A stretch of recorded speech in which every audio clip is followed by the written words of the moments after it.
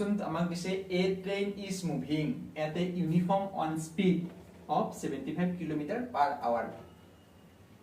মানে এখন ট্রেনে তার স্পিডটো কিমান আছে 75 km/h আমাক নেক্সট কোৱেশ্চনটো দিছে 20 মিনিটত হি কিমান ডিসটেন্স যাব আমাক হেতু উলাব দিছে ইয়াতে স্পিডৰ যেটো সূত্ৰ সেই সূত্ৰটো আমি এক্সট্ৰাকে জানিব লাগে কিন্তু এত আমি এটা কিটিপত উলাব পাৰিম স্পিড ডিসটেন্স এন্ড টাইমৰ ৰিলেচনটো আমি কেনেকুৱা কইলব পাৰিম এতে চাই লোৱা স্পিডটো কিমান দে আছে 75 km/h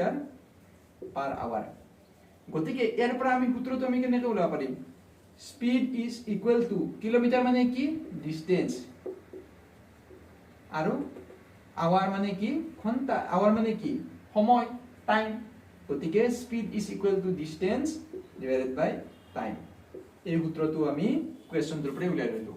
অৰ্থাৎ speed is equal to distance divided by time তাৰ পিছত আমাক সুধিছে 20 মিনিটত ই কিমান মানে ডিসটেন্স যাব আমি ডিসটেন্সটো উলাব লাগে গতিকে আমি সলিউশনটোত আমি কি কৰিলম আমাক জি দিয়া আছে স্পিড দিয়া আছে স্পিডক আমি s বুলি ধৰি লৈছো s is equal to 75 km/h তো টাইম দিয়া আছে টাইম মানে আমি t বুলি ধৰি লৈছো t is equal to 20 minute so আমি এতে কিলোমিটাৰ/h আছে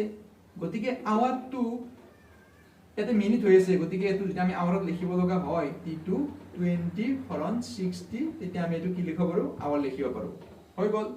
তো আমাক এটা হদিছে 20 মিনিটত ই কিমান ডিসটেন্স যাব গতিকে এর পৰা আমি যদি ডিসটেন্সৰ ফৰ্মুলা লাগে আমাক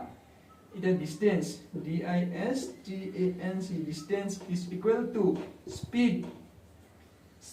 এতে আছে ন টাইমটো কি আছে এৰ লগত হৰণ আছে ইফলে লিখি হ'ব পুৰণ স্পিড ইনটু টাইম অৰ্থাৎ এটো এটা relation distance is equal two speed into time তো আমাক ডিসটেন্স উলাব দিছে স্পিডটো কিমান দিয়া আছে ইয়াতে 75 দিয়া আছে টাইমটো কিমান দিয়া আছে 20/60 দিয়া আছে হয়নে 20/60 দিয়া আছে এটো শূন্য কাটা যাব যাবনে 2 দি 6 কিমান বাৰ যাব 3 বাৰ 3 দি 7ক গেল 2 বাৰ 3 দুগুণ 6 1 থাকিল 15 5 3 গুণ 15 তোৰ ডিসটেন্স হ'ব 25 সো যেহেতু আমাক d দিছে d 25 তো আমি কি হ'ব কিলোমিটাৰ/h তো এতে কি হ'ব কিলোমিটাৰ/h এটো হ'ব আমাৰ সূত্ৰ মানে এনসাৰটো এটো আৰু সূত্ৰটো আমি কোৱেশ্চনটোৰ পৰা উলাই লৈছো কিলোমিটাৰ/h কিলোমিটাৰ মানে হৈছে আমাৰ কিমান ডিসটেন্স আৱাৰ মানে হৈছে টাইম তো সিম্পল